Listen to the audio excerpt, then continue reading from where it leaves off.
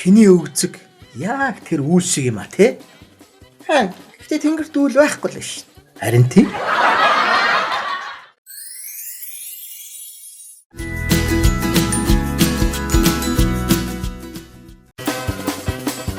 Хамгийн богинохон хайрын бүтэл муутай түүх.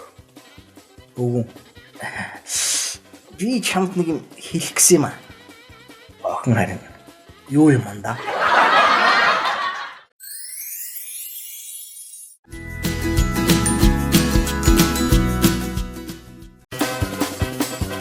Галзуугийн амлаг. Нэг өрөөнөөс нэг нөхөр. Ээ бол бурхны элч. Харин хажуугийнх нь өрөөнөөс нэг нөхөр. Би энийг ч илгээг агва.